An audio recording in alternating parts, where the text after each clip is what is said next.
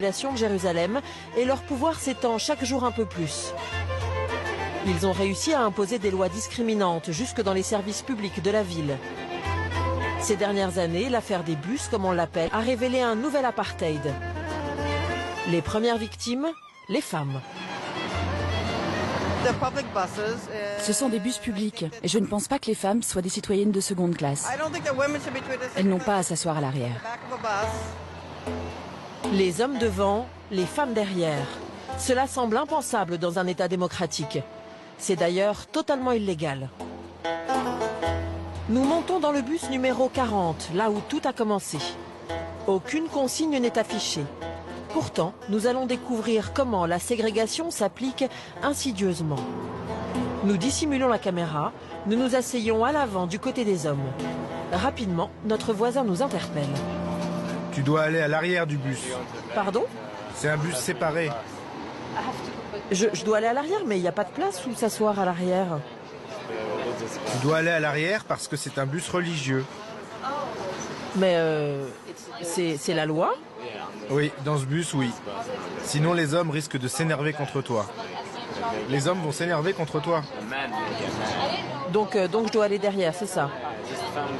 Oui, tu vois la deuxième porte là, et tu vas derrière. Où tu veux, mais tu vas t'asseoir derrière. Pour mettre fin aux explications, il nous accompagne à l'arrière. Ce système injuste ne cesse de se développer. Il y a 10 ans, ces bus n'existaient pas. Aujourd'hui, 56 lignes imposent cette ségrégation. Lorsque nous descendons, 3 soldats qui ont assisté à la scène viennent vers nous. Tu t'es assise au milieu de la partie des hommes. T'as eu de la chance qu'ils ne t'aient pas frappé. Pourquoi? Vous pensez qu'ils auraient pu me frapper? Oui, je l'ai déjà vu plusieurs fois. C'est notre monde, tu sais, c'est dingue parfois, mais c'est comme ça.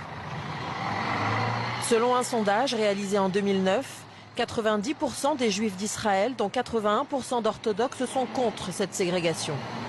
En juin, la Cour suprême doit rendre une décision sur le maintien ou non de ces bus.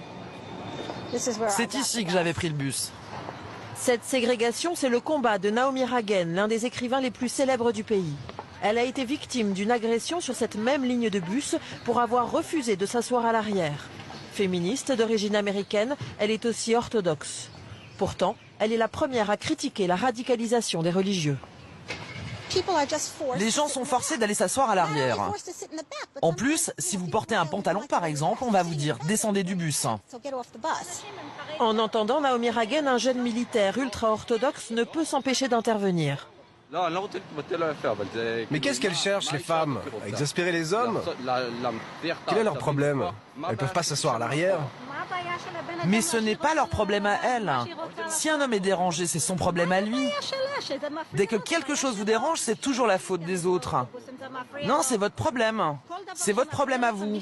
C'est pas le nôtre. Si ça devient un pays de loi religieuse, alors le pays est foutu. C'est ce que tu penses, hein? C'est bien un point de vue de gauchiste, ça. Mais qu'est-ce que les gauchistes viennent faire là-dedans? C'est notre capitale, c'est Jérusalem. Et c'est une ville sainte. Naomi Ragen veut nous montrer ce Jérusalem ultra-orthodoxe. Au nord de la ville, le quartier de Mea Shearim, le bastion de la communauté Haredi, les juifs les plus radicaux. Ici, les habitants ne reconnaissent pas l'État d'Israël et sont contre l'implantation de colonies. Ils vivent dans un monde clos dont ils fixent eux-mêmes les règles. Voilà le panneau d'entrée du quartier qui dit aux femmes et aux jeunes filles, vous qui entrez dans ce quartier, nous vous supplions avec tout notre cœur de ne pas entrer ici avec des vêtements indécents.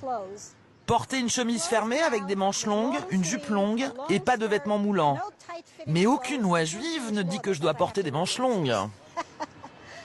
Au coin de la même rue, Naomi découvre un nouveau panneau, plus radical encore. Ce panneau dit que finalement ils se fichent de comment vous êtes habillés. Ils préfèrent que les groupes de touristes ne viennent pas du tout. Mais c'est une rue publique de la capitale d'Israël. Et ce n'est pas possible dans un pays démocratique. Mais vous savez où ils ont réussi? Ils ont leur propre patrouille de la pudeur et leur propre manière de rendre la justice. Et la police ne s'en mêle pas. Donc c'est un petit ghetto et en tant que résidente à Jérusalem, je trouve ça très dérangeant. Avec leurs cafetans et leurs chapeaux, les habitants semblent sortir tout droit d'une gravure du 19e siècle. Ici, on a banni toute forme de modernité. Sur les murs, pas de publicité commerciale, mais des affiches qui rappellent les obligations religieuses et la bonne morale. Dans les rues, pas de terrasses de café, pas de cinéma, pas de journaux non plus. Dans les librairies, on ne trouve que des ouvrages religieux. Ils ne vendraient jamais mes livres dans cette librairie. Ici, tout doit être très cachère. Naomi Ragen a raison. Dans cette librairie, on ne trouve d'ailleurs aucun roman.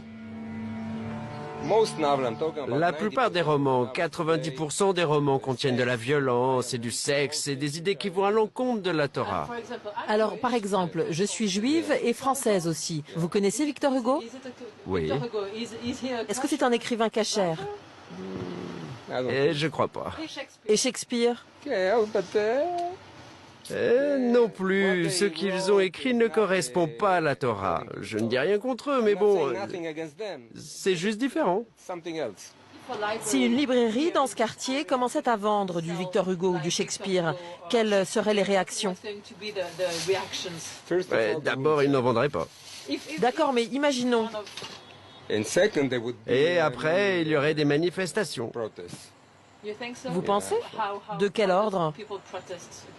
Et ils viendraient ici avec des pancartes, nuit et jour. Les ultra-orthodoxes de Méaché-Harim considèrent le monde qui les entoure comme une source permanente de perversion. Danger numéro 1, les femmes. Celles-ci doivent être tenues à l'écart, même dans les petits commerces, comme dans cette boulangerie. Vous avez vu, il y a des signes. Un pour les hommes et un autre pour les femmes. C'est pour le vendredi quand il y a beaucoup de monde.